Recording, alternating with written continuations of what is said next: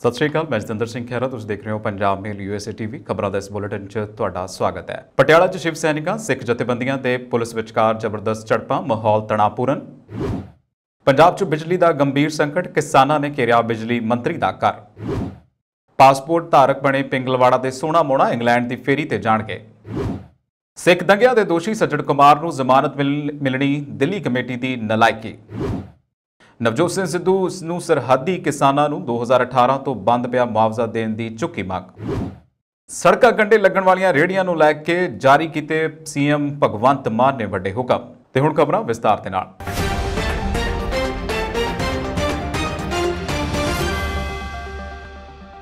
HS Phoolka ਵੱਲੋਂ SGPC ਦੀਆਂ ਚੋਣਾਂ ਸੰਬੰਧੀ ਸੁਖਬੀਰ ਬਾਦਲ ਤੇ ਸਾਜ਼ਿਸ਼ਾਂ ਘੜਨ ਦਾ ਇਲਜ਼ਾਮ। ਇੱਕ ਪੱਤਰਕਾਰ ਨੂੰ ਵੀ ਲਿਆ ਨਿਸ਼ਾਨੇ ਤੇ। ਐਚਏ ਫੂਲਕਾ ਵੱਲੋਂ ਫੇਸਬੁੱਕ ਲਾਈਵ ਹੋ ਕੇ ਇੱਕ ਪੱਤਰਕਾਰ ਦਾ ਨਾਮ ਲੈਂਦਿਆਂ ਕਿਹਾ ਗਿਆ ਕਿ ਕਿਸ ਤਰੀਕੇ ਦੇ ਨਾਲ ਉਸ ਪੱਤਰਕਾਰ ਨੇ ਆਪਣੇ ਡਿਬੇਟ ਪ੍ਰੋਗਰਾਮ ਦੇ ਵਿੱਚ ਫੂਲਕਾ ਤੇ ਅਕਸ ਨੂੰ ਧੁੰਦਲਾ ਤੇ ਪੱਖਪਾਤੀ ਕਰਕੇ ਦਿਖਾਉਣ ਦਾ ਕੰਮ ਕੀਤਾ ਗਿਆ। ਉਹਨਾਂ ਨਾਲ ਇਹ ਵੀ ਜ਼ਿਕਰ ਕੀਤਾ ਕਿ ਉਹ ਉਸ ਪੱਤਰਕਾਰ ਦਾ ਬਹੁਤ ਸਤਿਕਾਰ ਵੀ ਕਰਦੇ ਸਨ, ਪਰ ਹੁਣ ਇਹ ਡਿਬੇਟ ਸੁਣ ਕੇ ਉਹਨਾਂ ਨੂੰ ਬਹੁਤ ਧੱਕਾ ਲੱਗਾ। ਇਸ ਤੋਂ ਬਾਅਦ ਉਹਨਾਂ ਗੱਲ ਕਰਦਿਆਂ ਕਿਹਾ ਕਿ ਉਹ ਐਸਜੀਪੀਸੀ ਦੀਆਂ ਚੋਣਾਂ ਸੰਬੰਧੀ ਕੰਮ ਕਰ ਰਹੇ ਸਨ। ਚੋਣਾਂ ਵੀ ਹੋ ਜਾਣਗੀਆਂ। ਇਹ ਚੋਣਾਂ 2011 ਦੇ ਵਿੱਚ ਹੋਈਆਂ ਸਨ ਤੇ ਇਹਨਾਂ ਦੀ ਮਿਆਦ 2016 ਤੱਕ ਹੀ ਖਤਮ ਹੋ ਗਈ ਸੀ।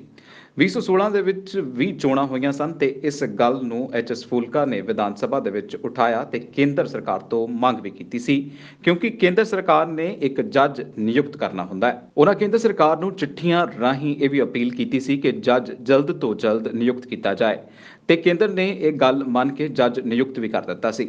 ਫੂਲਕਾ ਨੇ ਕੈਪਟਨ ਤੇ ਵੀ ਨਿਸ਼ਾਨਾ ਸਾਧਿਆ ਕਿਹਾ ਕਿ ਕੈਪਟਨ ਸਾਹਿਬ ਵੀ ਨਹੀਂ ਚਾਹੁੰਦੇ ਸਨ ਕਿ ਚੋਣਾਂ ਹੋ ਜਾਣ, ਇਸ ਲਈ ਉਹਨਾਂ ਨੇ ਜੱਜ ਸਾਹਿਬ ਨੂੰ ਸਟਾਫ ਤੱਕ ਮੁਹੱਈਆ ਨਹੀਂ ਕਰਵਾਇਆ। ਇੱਥੋਂ ਤੱਕ ਕਿ ਬਾਦਲ ਵੀ ਨਹੀਂ ਚਾਹੁੰਦੇ ਸਨ ਕਿ ਚੋਣਾਂ ਹੋਣ। ਹੁਣ ਫਿਰ ਫੂਲਕਾ ਨੇ ਕੋਸ਼ਿਸ਼ ਜਾਰੀ ਕੀਤੀ ਹੈ ਤੇ ਇਸ ਸੰਬੰਧੀ ਫੂਲਕਾ ਨੇ ਪੰਜਾਬ ਦੇ ਨਿਆਂ ਮੰਤਰੀ ਹਰਜੋਤ ਬੈਂਸ ਨੂੰ ਵੀ ਇਸ ਸੰਬੰਧੀ ਜਾਣੂ ਕਰਵਾਇਆ ਸੀ। ਇਸ ਸੰਬੰਧੀ ਹੀ ਫੂਲਕਾ ਨੇ ਪੰਥਕ ਮਾਮਲਿਆਂ ਦੇ ਇੰਚਾਰਜ ਕੁਲਤਾਰ ਸਿੰਘ ਸੰਧਵਾ ਨੂੰ ਵੀ ਜਾਣਕਾਰੀ ਦਿੱਤੀ ਹੈ। ਇੱਥੋਂ ਤੱਕ ਕਿ ਹਰਦੀਪ ਸਿੰਘ ਪੁਰੀ ਜੋ ਕਿ ਕੇਂਦਰੀ ਮੰਤਰੀ ਨੇ, ਉਹਨਾਂ ਨਾਲ ਵੀ ਫੂਲਕਾ ਨੇ ਇਸ ਸੰਬੰਧੀ ਜਾਣਕਾਰੀ ਦਿੱਤੀ ਹੈ। ਉਹਨਾਂ ਕਿਹਾ ਕਿ ਬਾਦਲ ਨੂੰ ਚੰਗੀ ਤਰ੍ਹਾਂ ਪਤਾ ਹੈ ਕਿ ਜੇ ਇਹ ਚੋਣਾਂ ਹੋ ਜਾਂਦੀਆਂ ਨੇ ਤਾਂ ਉਹਨਾਂ ਹੱਥੋਂ ਬਹੁਤ ਕੁਝ ਚਲਾ ਹੀ ਜਾਵੇਗਾ। ਫੂਲਕਾ ਅਨੁਸਾਰ ਬਾਦਲਾਂ ਵੱਲੋਂ ਉਹਨਾਂ ਨੂੰ ਚੁੱਪ ਕਰਵਾਉਣ ਦੀ ਕੋਸ਼ਿਸ਼ ਵੀ ਕੀਤੀ ਜਾ ਰਹੀ ਹੈ। ਬਾਦਲਾਂ ਦਾ ਇਹ ਬਿਆਨ ਕਿ ਐਸਜੀਪੀਸੀ ਉੱਤੇ ਫੂਲਕਾ ਬਾਕੀ ਰਾਜਨੀਤਿਕ ਪਾਰਟੀਆਂ ਦਾ ਕਬਜ਼ਾ ਕਰਾਉਣਾ ਚਾਹੁੰਦਾ ਹੈ, ਇਸ ਗੱਲ ਨੂੰ ਆਧਾਰ ਬਣਾ ਕੇ ਜੋ ਪੱਤਰਕਾਰ ਨੇ ਡਿਬੇਟ ਵੀ ਕੀਤੀ, ਇਸ ਸੰਬੰਧੀ ਵੀ ਫੂਲਕਾ ਵੱਲੋਂ ਰੋਸ ਜਤਾਇਆ ਗਿਆ। ਉਹਨਾਂ ਦੇ ਸਭ ਦੇ ਪਿੱਛੇ ਬਾਦਲਾਂ ਦੀ ਸਾਜ਼ਿਸ਼ ਕਰਾਰ ਦਿੱਤਾ। ਫੂਲਕਾ ਦਾ ਕਹਿਣਾ ਹੈ ਕਿ ਮੈਂ ਸਿਰਫ ਐਸਜੀਪੀਸੀ ਦੀਆਂ ਚੋਣਾਂ ਕਰਵਾਉਣਾ ਦਾ ਬੀੜਾ ਚੁੱਕਿਆ ਹੈ, ਉਹ ਜ਼ਰੂਰ ਕਰਵਾ ਕੇ ਹੀ ਰਹਾਂਗਾ। ਦੇਖੋ, ਇਹ ਵੀਡੀਓ ਜਿਹੜੀ ਪਾਈ ਆ ਇੱਕ ਐਸੇ ਰਿਪੋਰਟਰ ਨੇ ਪਾਈ ਆ ਆਪਣੇ ਪ੍ਰੋਗਰਾਮ ਦੇ ਵਿੱਚ, ਜਿਹਦੀ ਕਿ ਮੈਂ ਕਦਰ ਕਰਦਾ ਸੀ। ਮੈਂ ਉਹਨੂੰ ਬੜਾ ਇੱਕ ਸਿੰਸੀਅਰ ਤੇ ਇਮਾਨਦਾਰ ਜਰਨਲਿਸਟ ਸਮਝਦਾ ਸੀ। ਹਰਜਿੰਦਰ ਸਿੰਘ ਰੰਧਾਵਾ ਦੀ ਮੈਂ ਗੱਲ ਕਰ ਰਿਹਾ। ਉਹਨਾਂ ਨੇ ਜਿਹੜੀ ਇਹ ਹੁਣੇ ਅੱਜ ਦੇ ਪ੍ਰੋਗਰਾਮ 'ਚ ਸ਼ਾਇਦ ਦਿੱਤਾ ਤੇ ਉਹ ਡਿਸਕਸ਼ਨ ਡਿਬੇਟ ਦੇ ਵਿੱਚ ਜੋ ਉਹਨਾਂ ਨੇ ਕਿਹਾ, ਪਹਿਲਾਂ ਤਾਂ ਆਮ ਆਦਮੀ ਪਾਰਟੀ ਨੂੰ ਬੁਰਾ ਭਲਾ ਕਹਿੰਦੇ ਰਹੇ, ਕੇਜਰੀਵਾਲ ਨੂੰ ਕਰਦੇ ਰਹੇ, ਕਰਦੇ ਪਤਾ ਨਹੀਂ ਕਿੱਥੋਂ ਮੈਂ ਆ ਗਿਆ। ਦੇਖੋ, ਮੈਂ ਤਾਂ ਹੁਣ ਪੋਲਿਟਿਕਸ ਵੀ ਛੱਡੀ ਵੀ ਆ, ਮੈਂ ਕਿਸੇ ਚੀਜ਼ 'ਚ ਐਕਟਿਵ ਨਹੀਂ। ਮੈਂ ਤਾਂ ਕਦੇ ਵੀ, ਤੁਸੀਂ ਦੇਖਿਆ ਮੇਰਾ ਖਿਆਲ ਬਹੁਤ ਹੀ ਕਿਸੇ ਬਲਕਿ ਪੋਲੀਟੀਕਲ ਇਵੈਂਟ ਦੇ ਵਿੱਚ ਕਿੰਨੇ ਸਾਲਾਂ ਤੋਂ ਮੈਂ ਆਇਆ ਤੱਕ ਨਹੀਂ। ਤੇ ਉੱਥੋਂ ਆ ਕੇ ਮੇਰੇ ਬਾਰੇ ਉਹਨਾਂ ਨੇ ਜੋ ਗੱਲਾਂ ਕਹੀਆਂ ਕਿ ਜੀ ਮੈਂ ਤਾਂ ਜਿਵੇਂ ਕਿ ਗੁਰਦੁਆਰਿਆਂ ਦੇ ਉੱਤੇ ਕਿਸੇ ਪੋਲੀਟੀਕਲ ਪਾਰਟੀ ਦੇ ਕਬਜ਼ੇ ਵਾਸਤੇ ਕੰਮ ਕਰੂੰਗਾ। ਇਹ ਹੁਣ ਮਤਲਬ ਕਿ ਇਹ ਸੁਖਬੀਰ ਬਾਦਲ ਤੇ ਬਾਦਲ ਕਿਆਂ ਨੂੰ ਚੰਗੀ ਤਰ੍ਹਾਂ ਪਤਾ ਕਿ ਇਹ ਜਿਹੜੀਆਂ ਸਾਰੀਆਂ ਚੀਜ਼ਾਂ ਜੇਕਰ ਇਹਨਾਂ ਨੂੰ ਪਰਸਿਊ ਮਤਲਬ ਕਿ ਮੈਂ ਹੀ ਕਰ ਸਕਦਾ ਤੇ ਕੱਲ ਨੂੰ ਜੇਕਰ ਇਲੈਕਸ਼ਨ ਹੋ ਗਏ ਤੇ ਆਪਸ ਚ ਜੇ ਉਹਨਾਂ ਨੂੰ ਇਕੱਠਿਆਂ ਨੂੰ ਬਿਠਾਣਾ, ਇਕੱਠਿਆਂ ਨੂੰ ਕਰਨਾ, ਉਹਦੇ ਚ ਵੀ ਮੇਰਾ ਰੋਲ ਕੁਛ ਨਾ ਕੁਛ ਹੋ ਸਕਦਾ। ਹੁਣ ਖਾਸ ਕਰਕੇ ਸੁਖਬੀਰ ਬਾਦਲ ਕੇ ਇਹ ਕਹੀ ਜਾਂਦੇ ਆ ਕਿ ਜੀ ਸੁਪਰੀਮ ਕੋਰਟ 'ਚ ਹਰਿਆਣਾ ਗੁਰਦੁਆਰਾ ਕਮੇਟੀ ਦਾ ਕੇਸ ਪੈਂਡਿੰਗ ਪਿਆ, ਜਿੰਦਰ ਉਹ ਨਹੀਂ ਖਤਮ ਹੁੰਦਾ ਤੇ ਐਚਜੀਪੀਸੀ ਦੇ ਇਲੈਕਸ਼ਨ ਹੋ ਹੀ ਨਹੀਂ ਸਕਦੇ।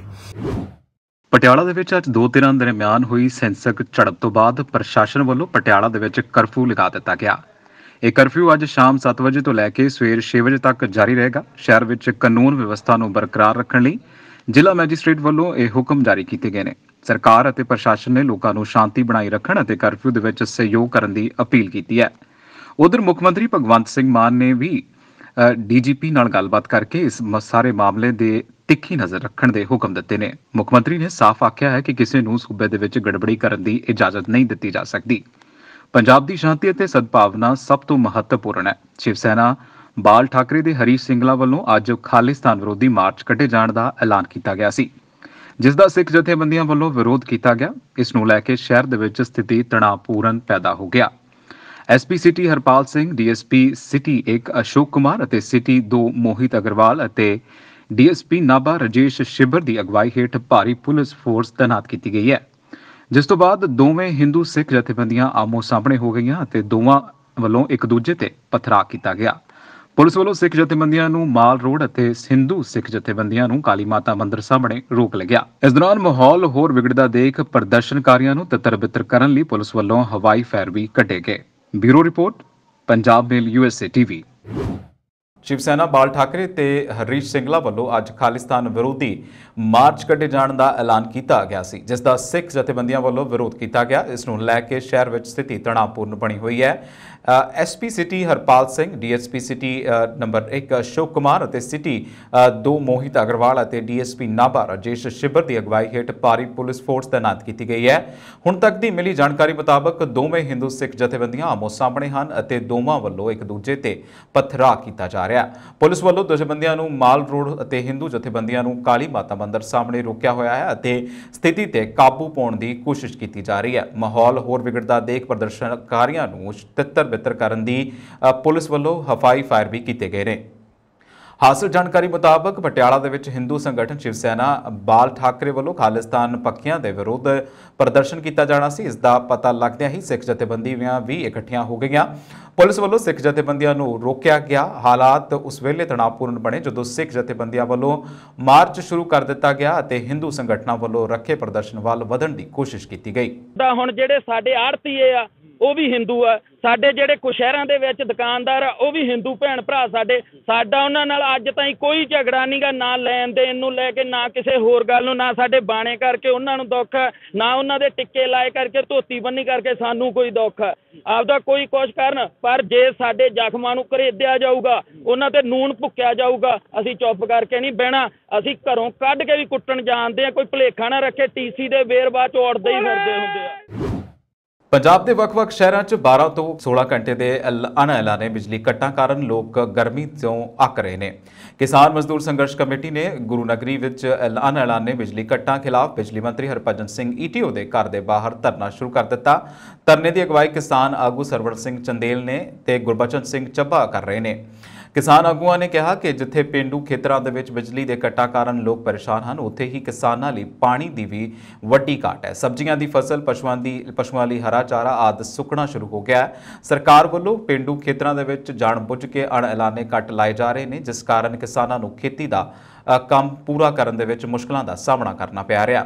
ਉਹਨਾਂ ਕਿਹਾ ਕਿ ਜਦੋਂ ਤੱਕ ਬਿਜਲੀ ਮੰਤਰੀ ਬਿਜਲੀ ਸਪਲਾਈ ਨਿਯਮਿਤ ਕਰਨ ਦਾ ਭਰੋਸਾ ਨਹੀਂ ਦਿੰਦੇ, ਉਦੋਂ ਤੱਕ ਧਰਨਾ ਜਾਰੀ ਰਹੇਗਾ। ਸਰਵਣ ਸਿੰਘ ਪੰਧੇਰ ਕਿਸਾਨ ਮਜ਼ਦੂਰ ਸੰਘਰਸ਼ ਕਮੇਟੀ ਤੋਂ ਬੋਲਦਾ ਜੀ। ਅੱਜ ਅਸੀਂ ਗੋਲਡਨ ਗੇਟ ਅੰਮ੍ਰਿਤਸਰ ਖੜੇ ਆ। ਬਹੁਤ ਵੱਡਾ ਕਿਸਾਨਾਂ ਦਾ ਇਕੱਠ ਇੱਥੇ ਪਹੁੰਚ ਚੁੱਕਾ ਵਾ ਤੇ ਬਿਜਲੀ ਦਾ ਪੰਜਾਬ ਤੇ ਦੇਸ਼ ਪੱਧਰੀ ਸੰਕਟ ਆ। ਪੰਜਾਬ ਦੇ ਵਿੱਚ ਏਡਾ ਵੱਡਾ ਕ੍ਰਾਈਸਿਸ ਅਸੀਂ ਇਸ ਤੋਂ ਪਹਿਲਾਂ ਕਦੀ ਨਹੀਂ ਦੇਖਿਆ ਵੀ ਜਿਹੜੀ ਅਰਬਨ ਸਪਲਾਈ ਜਿਹਨੂੰ ਘਰੇਲੂ ਘਰਾਂ ਦੇ ਕਹਿੰਦੇ ਆ, ਜਿੱਥੇ 14 ਘੰਟੇ ਕੱਟ ਲੱਗੇ ਹੋਣ ਤੇ ਖੇਤੀ ਮੋਟਰਾਂ ਦੇ ਫੀਡਰ ਤਾਂ ਚੱਲ ਹੀ ਨਹੀਂ ਰਹੇ। ਪਾਵਰਕਾਮ ਸ਼ਡਿਊਲ ਜਾਰੀ ਕਰਤਾ ਵੀ 8 ਘੰਟੇ ਬਿਜਲੀ ਸਪਲਾਈ ਦੇਣੀ ਆ, 6 ਘੰਟੇ ਨਾਲ ਦੀ ਨਾਲ ਪਾਵਰ ਕੱਟ ਆ ਜਾਂਦਾ ਵੀ ਪਾਵਰ ਕੱਟ ਆ। ਉਹਦੇ ਕਾਰਨ ਜਿਹੜੀਆਂ ਸਾਡੀਆਂ ਮੌਜੂਦਾ ਸਮੇਂ ਦੇ ਵਿੱਚ ਇਸ ਵੇਲੇ ਫਸਲਾਂ ਵਾ, ਚਾਹੇ ਸਬਜ਼ੀਆਂ ਵਾ, ਗੰਨਾ ਵਾ, ਮੱਕੀ ਆ, ਉਹ ਹਰਾ ਚਾਰਾ ਸੜ ਗਿਆ। ਗਾਂ ਜਿਹੜੀਆਂ ਪਨੀਰੀਆਂ ਲੈ ਕੇ ਲਾਉਣੀਆਂ, ਪਨੀਰੀਆਂ ਲਿਆਂਦੀਆਂ ਵੀ ਸੜ ਗਈਆਂ ਸਾਡੀਆਂ ਖੇਤਾਂ ਦੇ ਵਿੱਚ। ਇਹ ਤੋਂ ਗਾਂ ਝੋਨੇ ਦਾ ਸੀਜ਼ਨ ਆ ਗਿਆ ਵਾ, ਪਨੀਰੀ ਅਸੀਂ ਬੀਜਣੀ ਆ, ਉਹਦੇ ਵਾਸਤੇ ਕੋਈ ਬਿਜਲੀ ਨਹੀਂ ਹੈਗੀ। ਸੋ ਇਸ ਕਰਕੇ ਦੂਸਰਾ ਭਗਵੰਤ ਮਾਨ ਸਰਕਾਰ ਇਹ ਵਿਰੋਧੀ ਧਿਰਾਂ ਦੇ ਠੀਕਰਾ ਪਾਉਂਦੀ ਆ ਵੀ ਉਹਨਾਂ ਕਰਕੇ ਇਹ ਕ੍ਰਾਈਸਿਸ ਆਇਆ ਵਾ। ਚਾਹੇ ਵਿਰੋਧੀ ਧਿਰਾਂ ਮਾਨ ਸਰਕਾਰ ਤੇ ਠੀਕਰਾ ਭੰਨਣ। ਦੂਜੀ ਬੇਨਤੀ ਆ ਸਾਡੀ ਵੀ ਸਾਡਾ ਜਿਹੜਾ ਕਣਕ ਦਾ ਝਾੜ ਘੱਟ ਨਿਕਲਿਆ, ਅਸੀਂ ਪਹਿਲੋਂ ਖੁਦਕੁਸ਼ੀਆਂ ਕਰ ਰਹੇ ਹਾਂ। ਦੇਖੋ ਅਸੀਂ ਤਾਂ ਮਾਰੇ ਗਏ ਨਾ, ਤੁਸੀਂ ਇੱਕ ਦੂਜੇ ਦੇ ਤੁਹਮਤ ਕਰਦੇ ਰਹੋ। ਦੂਜਾ ਵੀ ਜਿਹੜੀਆਂ ਨਿੱਜੀਕਰਨ ਦੀਆਂ ਨੀਤੀਆਂ ਅਪਣਾਈਆਂ ਸਰਕਾਰ ਨੇ, ਉਹਦੇ ਤਹਿਤ ਜਿਵੇਂ ਬਠਿੰਡਾ ਥਰਮਲ ਪਲਾਂਟ ਵੇਚਿਆ, ਭਗਵੰਤ ਮਾਨ ਜੀ ਸਪਸ਼ਟ ਕਰਨ ਵੀ ਕੀ ਰੋਪੜ ਥਰਮਲ ਪਲਾਂਟ ਨਹੀਂ ਵਿਕੂਗਾ। ਲਹਿਰਾਂ ਮੁਹੱਬਤਾਂ ਨੂੰ ਬਚਾਉਣਗੇ ਕਿ ਜਨਤਕ ਖੇਤਰ ਰਾਹੀਂ ਬਿਜਲੀ ਪੈਦਾ ਕੀਤੀ ਜਾਊਗੀ। ਕਿ ਸਾਡੇ ਕੋਲ ਪਨ ਬਿਜਲੀ ਪ੍ਰੋਜੈਕਟ ਕਿਉਂ ਨਹੀਂ ਲਾਏ ਜਾਂਦੇ? ਪੰਜਾਬ ਆਪਣੇ ਪੱਧਰ ਤੇ ਲਾਵੇ ਤੇ ਬਿਜਲੀ ਦੇ ਖੇਤਰ ਵਿੱਚ ਆਤਮ ਨਿਰਭਰ ਹੋਵੇ। ਹੁਣ ਅਸੀਂ ਇੱਥੋਂ ਇਕੱਠੇ ਹੋ ਕੇ ਬਿਜਲੀ ਮੰਤਰੀ ਦੇ ਘਰ ਦਾ ਜਾ ਕੇ ਘਿਰਾਓ ਕਰਾਂਗੇ। ਇੱਕ ਜਿਸਮ ਦੋ ਜਾਨ ਸੋਹਣਾ ਮੋਹਣਾ ਪਾਸਪੋਰਟ ਧਾਰਕ ਬਣ ਗਏ ਨੇ। ਪਾਸਪੋਰਟ ਵਿਭਾਗ ਨੇ ਦੋਵਾਂ ਦੇ ਵੱਖ-ਵੱਖ ਪਾਸਪੋਰਟ ਜਾਰੀ ਕੀਤੇ ਨੇ। ਖਾਸ ਗੱਲ ਇਹ ਹੈ ਕਿ ਦੋਵਾਂ ਨੂੰ 2 ਘੰਟਿਆਂ ਦੇ ਅੰਦਰ ਪਾਸਪੋਰਟ ਜਾਰੀ ਕਰ ਦਿੱਤਾ ਗਿਆ। ਪਾਸਪੋਰਟ ਅਧਿਕਾਰੀ ਸ਼ਮਸ਼ੇਰ ਬਹਾਦਰ ਨੇ ਦੱਸਿਆ ਕਿ ਸੋਹਣਾ ਮੋਹਣਾ ਨੇ ਪਾਸਪੋਰਟ ਦੇ ਲਈ ਅਪਲਾਈ ਕੀਤਾ ਸੀ ਅਤੇ ਤਤਕਾਲ ਦੇ ਵਿੱਚ ਪਾਸਪੋਰਟ ਜਾਰੀ ਕੀਤੇ ਗਏ ਨੇ।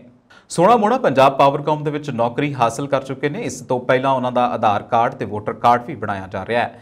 ਦੋਵੇਂ ਹੀ ਇੰਗਲੈਂਡ ਦੀ ਸੈਰ ਕਰਨਾ ਚਾਹੁੰਦੇ ਨੇ। ਸਰੀਰਕ ਵਿਕਾਰਾਂ ਦੀ ਵਜ੍ਹਾ ਦੇ ਨਾਲ ਔਖੀਆਂ ਪਰਿਸਥਿਤੀਆਂ ਦਾ ਸਾਹਮਣਾ ਕਰਨ ਵਾਲੇ ਸੋਹਣਾ ਮੋਹਣਾ ਉਹਨਾਂ ਲੋਕਾਂ ਦੇ ਵਿੱਚ ਲਈ ਮਿਸਾਲ ਨੇ ਜੋ ਦਿਵਿਆਂਗ ਹੋਣ ਦੇ ਬਾਵਜੂਦ ਖੁਦ ਨੂੰ ਕਮਜ਼ੋਰ ਮਹਿਸੂਸ ਕਰਦੇ ਨੇ। 14 ਜੂਨ 2002 ਦੇ ਵਿੱਚ ਦਿੱਲੀ ਦੇ ਸੁਚੇਤ ਕ੍ਰਿਪਲਾਨੀ ਹਸਪਤਾਲ ਦੇ ਵਿੱਚ ਜਨਮੇ ਸੋਹਣਾ ਮੋਹਣਾ ਨੂੰ ਉਹਨਾਂ ਦੇ ਵਾਰਸਾਂ ਨੇ ਅਪਣਾਉਣ ਤੋਂ ਮਨਾ ਕਰ ਦਿੱਤਾ ਸੀ।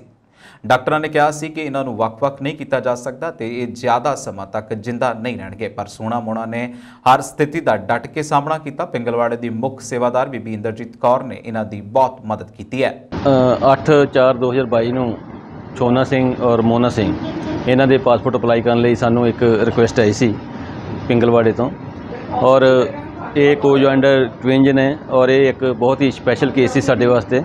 ਲੇਕਿਨ ਸਾਨੂੰ ਇਹ ਕਨਫਿਊਜ਼ਨ ਸੀ ਕਿ ਅਸੀਂ ਇਹਨਾਂ ਨੂੰ ਇੱਕ ਪਾਸਪੋਰਟ ਜਾਰੀ ਕਰੀਏ ਜਾਂ 2 ਕਰੀਏ, ਔਰ ਇਸ ਸੰਬੰਧ ਵਿੱਚ ਇਮੀਡੀਏਟਲੀ ਸਾਡੇ ਦਫ਼ਤਰ ਵੱਲੋਂ ਵਿਦੇਸ਼ ਮੰਤਰਾਲੇ ਦੇ ਧਿਆਨ ਦੇ ਵਿੱਚ ਇਹ ਕੇਸ ਲਿਆਂਦਾ ਗਿਆ, ਕਿਉਂਕਿ ਅੱਜ ਤੋਂ ਪਹਿਲਾਂ ਨਾ ਸਾਡੀ ਟੈਨਿਓਰ ਦੇ ਵਿੱਚ ਕੇਸ ਇਹੋ ਜਿਹਾ ਕਦੀ ਆਇਆ ਸੀ ਔਰ ਨਾ ਹੀ ਸਾਡਾ ਕਦੀ ਐਕਸਪੀਰੀਅੰਸ ਸੀ ਔਰ ਨਾ ਹੀ ਇਹੋ ਜਿਹੇ ਕੇਸ ਦੇ ਸੰਬੰਧ ਵਿੱਚ ਕੋਈ ਵੀ ਮੈਨੂਅਲ ਦੇ ਵਿੱਚ ਲਿਖਿਆ ਗਿਆ ਸੀ।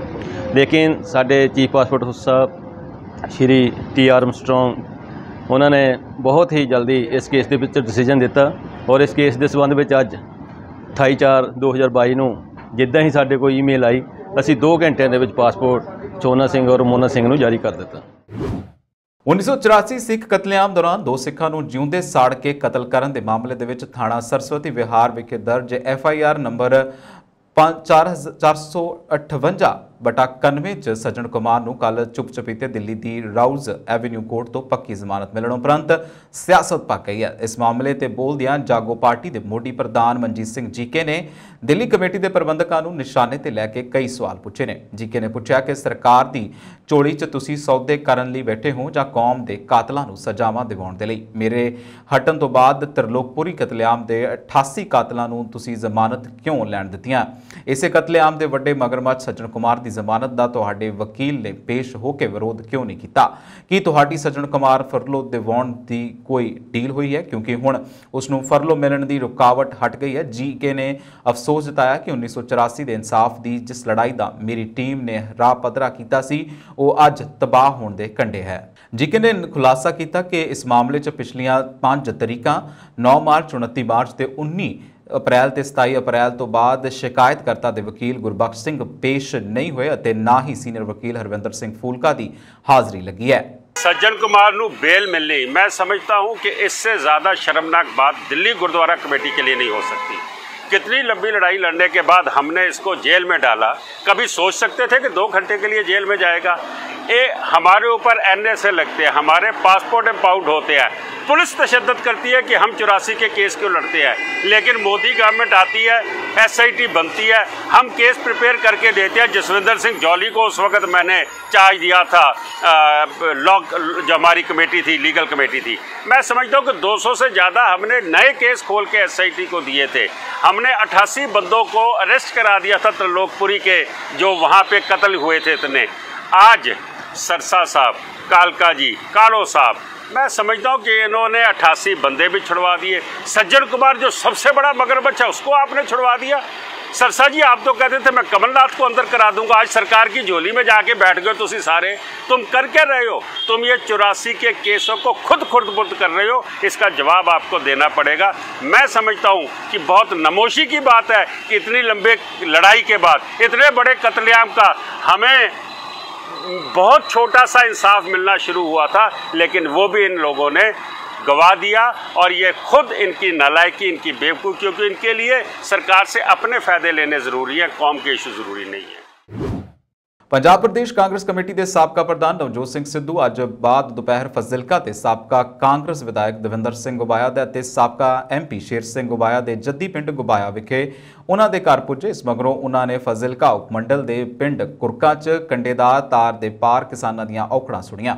ਇਸ ਮੌਕੇ ਸਿੱਧੂ ਨੇ ਕਿਹਾ ਕਿ ਉਹਨਾਂ ਨੂੰ ਪਤਾ ਹੈ ਕਿ 2018 ਤੋਂ ਸਰਹੱਦ ਤੇ ਲੱਗੀ ਕੰਡਿਆਲੀ ਤਾਰ ਤੋਂ ਪਾਰ 31,000 ਏਕੜ ਜ਼ਮੀਨ ਨੇ ਖੇਤੀ ਕਰਨ ਵਾਲੇ ਕਿਸਾਨਾਂ ਨੂੰ ਸਾਲਾਨਾ ਮੁਆਵਜ਼ਾ ਨਹੀਂ ਦਿੱਤਾ ਗਿਆ।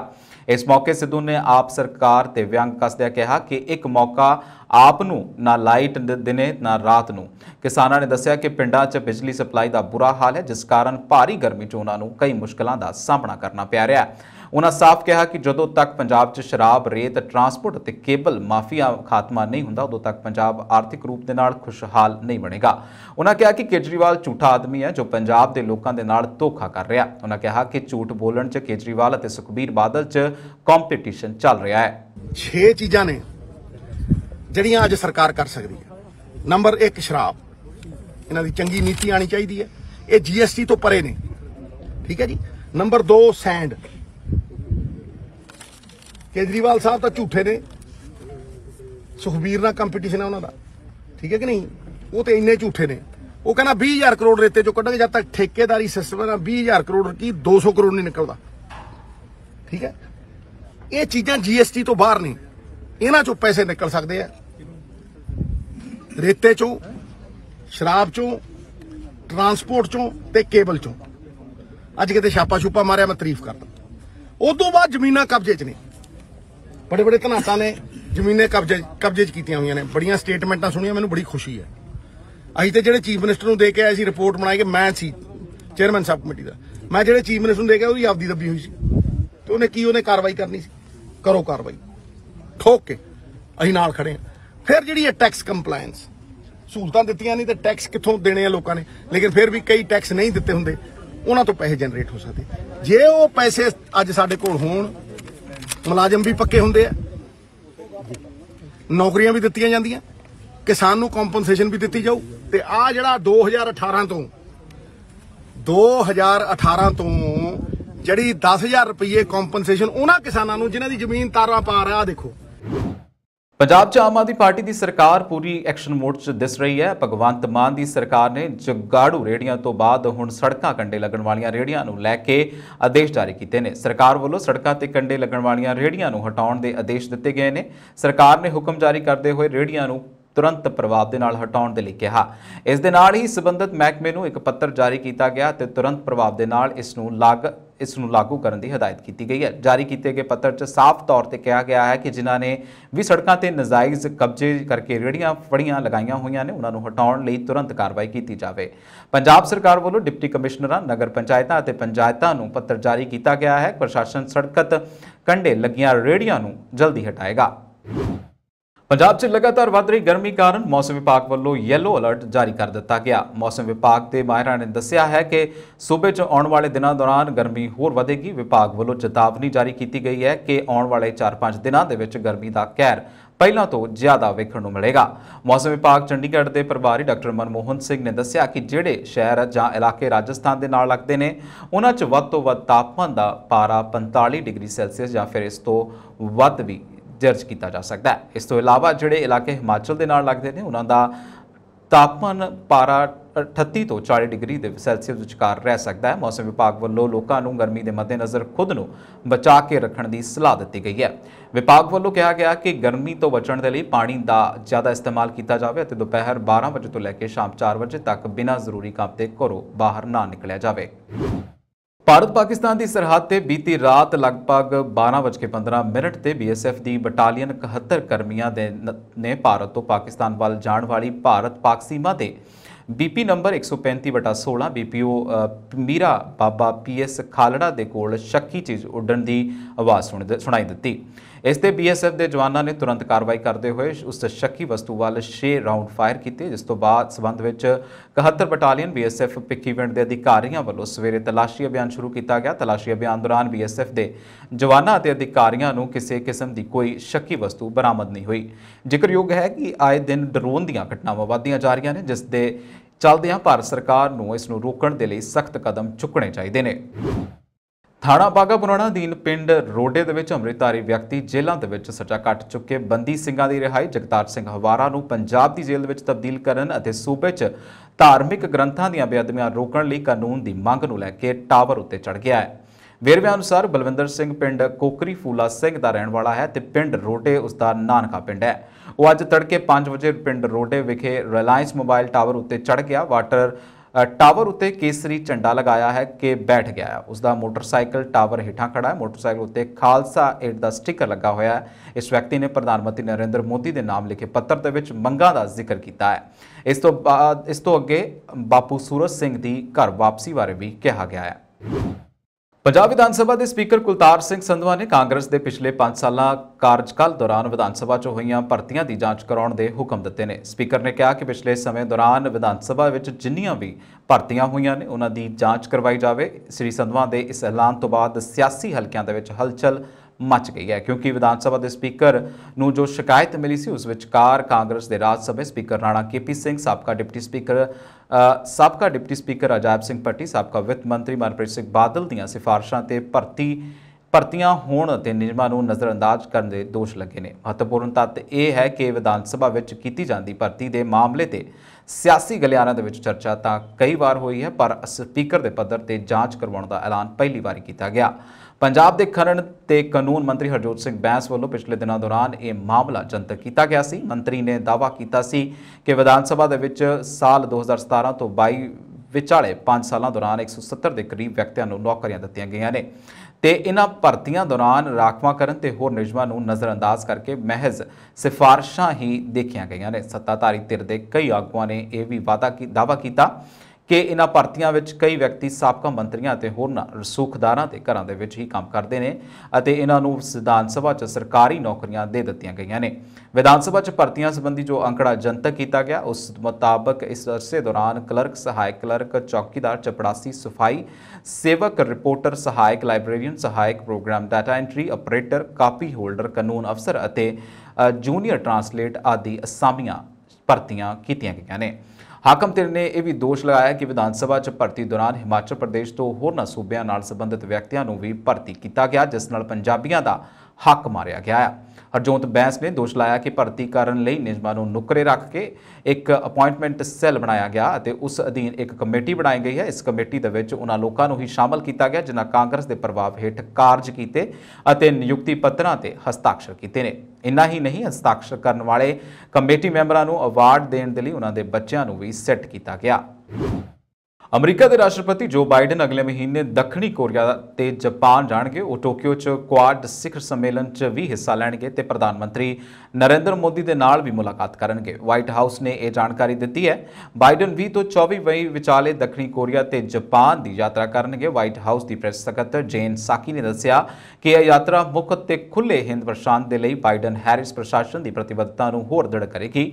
ਜੋ ਬਾਈਡਨ ਇਸ ਦੌਰਾਨ ਦੱਖਣੀ ਕੋਰੀਆ ਦੇ ਰਾਸ਼ਟਰਪਤੀ ਯੂ ਸੰਕ ਯੂਅਲ ਤੇ ਜਾਪਾਨ ਦੇ ਪ੍ਰਧਾਨ ਮੰਤਰੀ ਕਸ਼ੀਦੋ ਫੁਮੀਆ ਨਾਲ ਵੀ ਮੀਟਿੰਗ ਕਰਨਗੇ। ਟੋਕੀਓ 'ਚ ਰਾਸ਼ਟਰਪਤੀ ਕੁਆਡ ਦੇ ਆਗੂਆਂ ਨਾਲ ਵੀ ਮੁਲਾਕਾਤ ਕਰਨਗੇ। ਅਮਰੀਕਾ ਨੇ ਕੋਲੋਰਾਡੋ ਰਾਜ ਵਿੱਚ ਇੱਕ ਵਿਅਕਤੀ ਵਿੱਚ H5 ਯਾਨੀ ਕਿ ਬਰਡ ਫਲੂ ਦੇ ਪਹਿਲੇ ਮਨੁੱਖੀ ਕੇਸ ਦੀ ਪੁਸ਼ਟੀ ਕੀਤੀ ਹੈ। ਰੋਗ ਨਿਯੰਤਰਣ ਅਤੇ ਰੋਕਥਾਮ ਕੇਂਦਰ ਯਾਨੀ ਕਿ CDC ਨੇ ਇਸ ਸੰਬੰਧੀ ਜਾਣਕਾਰੀ ਦਿੱਤੀ ਹੈ। ਸਮਾਚਾਰ ਏਜੰਸੀ ਸ਼ਿਨਹੁਆ ਨੇ ਵੀਰਵਾਰ ਨੂੰ CDC ਦੇ ਹਵਾਲੇ ਨਾਲ ਕਿਹਾ ਕਿ ਵਿਅਕਤੀ ਨੇ ਏਵੀਅਨ ਇਨਫਲੂਐਂਜ਼ਾ ਵਾਇਰਸ ਲਈ ਸਕਾਰਾਤਮਕ ਟੈਸਟ ਕੀਤਾ ਹੈ ਤੇ ਉਸ ਵਿੱਚ H1N1 ਬਰਡ ਫਲੂ ਹੋਣ ਦੀ ਸੰਭਾਵਨਾ ਦਾ ਅਨੁਮਾਨ ਲਗਾਇਆ ਗਿਆ। ਮਰੀਜ਼ ਨੇ ਕੁਝ ਦਿਨਾਂ ਲਈ ਥਕਾਵਟ ਨੂੰ ਇੱਕ ਲੱਛਣ ਵਜੋਂ ਦੱਸਿਆ। CDC ਨੇ ਅਨੁਸਾਰ ਮਰੀਜ਼ ਨੂੰ ਵੱਖਰਾ ਰੱਖਿਆ ਗਿਆ ਹੈ ਅਤੇ ਇਨਫਲੂਐਂਜ਼ਾ ਐਂਟੀਵਾਇਰਲ ਡਰੱਗ ਓਸੇਲਟਾਵੀਮੀਰ ਨਾਲ ਇਲਾਜ ਕੀਤਾ ਜਾ ਰਿਹਾ ਹੈ। ਸਿਹਤ ਏਜੰਸੀ ਨੇ ਕਿਹਾ ਕਿ ਇਹ ਕੇਸ ਆਮ ਲੋਕਾਂ ਨੂੰ ਲਈ ਮਨੁੱਖੀ ਜੋਖਮ ਮੁਲਾਂਕਣ ਨੂੰ ਨਹੀਂ ਬਦਲਦਾ ਜਿਸ ਨੂੰ CDC ਘੱਟ ਸਮਝਦਾ ਹੈ। CDC H5N1 ਵਾਇਰਸ ਦੇ ਨਾਲ ਸੰਕਰਮਿਤ ਪੰਛੀਆਂ ਦੇ ਸੰਪਰਕ ਦੇ ਵਿੱਚ ਆਉਣ ਵਾਲੇ ਲੋਕਾਂ ਵਿੱਚ ਬਿਮਾਰੀ ਦੀ ਨਿਗਰਾਨੀ ਕਰ ਰਿਹਾ ਹੈ ਕਿਉਂਕਿ 2021 ਦੇ ਅਖੀਰ ਤੋਂ ਜੰਗਲੀ ਪਸ਼ੂਆਂ ਅਤੇ ਪੋਲਟਰੀ ਦੇ ਵਿੱਚ ਇਹਨਾਂ ਪ੍ਰਕੋਪਾਂ ਦਾ ਪਤਾ ਲੱਗ ਗਿਆ ਸੀ। CDC ਦੇ ਅਨੁਸਾਰ ਹੁਣ ਤੱਕ 29 ਰਾਜਾਂ ਦੇ ਵਿੱਚ ਵਪਾਰਕ ਅਤੇ ਵਿਹੜੇ ਦੇ ਵਿੱਚ ਦੇ ਪੰਛੀਆਂ ਦੇ ਵਿੱਚ ਅਤੇ 34 ਰਾਜਾਂ ਦੇ ਵਿੱਚ ਜੰਗਲੀ ਪੰਛੀਆਂ ਦੇ ਵਿੱਚ H5N1 ਵਾਇਰਸ ਪਾਏ ਗਏ ਨੇ। ਏਜੰਸੀ ਨੇ H5N1 ਵਾਇਰਸ ਨਾਲ ਸੰਕਰਮਿਤ ਪੰਛੀਆਂ ਦੇ ਸੰਪਰਕ ਦੇ ਵਿੱਚ ਆਉਣ ਵਾਲੇ 25,000 ਤੋਂ ਵੱਧ ਲੋਕਾਂ ਦੀ ਸਿਹਤ ਦਾ ਪਤਾ ਲਗਾਇਆ ਤੇ ਇਹ ਹੁਣ ਤੱਕ ਇੱਕੋ ਇੱਕ ਮਨੁੱਖੀ ਕੇਸ ਹੈ ਜਿਹੜਾ ਕਿ ਪੋਜ਼ਿਟਿਵ ਆਇਆ ਹੈ। ਇਹ H1N1 ਵਾਇਰਸ ਦੇ ਇਸ ਵਿਸ਼ੇਸ਼ ਸਮੂਹ ਦੇ ਨਾਲ ਸੰਬੰਧਿਤ ਦੁਨੀਆ ਭਰ ਦੇ ਵਿੱਚ ਦੂਜਾ ਕੇਸ ਹੈ ਜੋ ਵਰਤਮਾਨ ਵਿੱਚ ਪ੍ਰਮੁੱਖ ਨੇ। ਦਸੰਬਰ 2021 ਦੇ ਵਿੱਚ ਬ੍ਰਿਟੇਨ ਦੇ ਵਿੱਚ ਪਹਿਲਾ ਮਾਮਲਾ ਸਾਹਮਣੇ ਆਇਆ ਸੀ। ਅਮਰੀਕੀ ਰਾਸ਼ਟਰਪਤੀ ਜੋ ਬਾਈਡਨ ਰੂਸ ਦੀ ਫੌਜੀ ਕਾਰਵਾਈ ਦਾ ਸਾਹਮਣਾ ਕਰ ਰਹੇ ਯੂਕਰੇਨ ਦੀ ਮਦਦ ਕਰਨ ਲਈ ਕਾਂਗਰਸ ਨੂੰ ਵਾਧੂ $33 ਅਰਬ ਮਨਜ਼ੂਰ ਕਰਨ ਨੂੰ ਕਹਿਣਗੇ।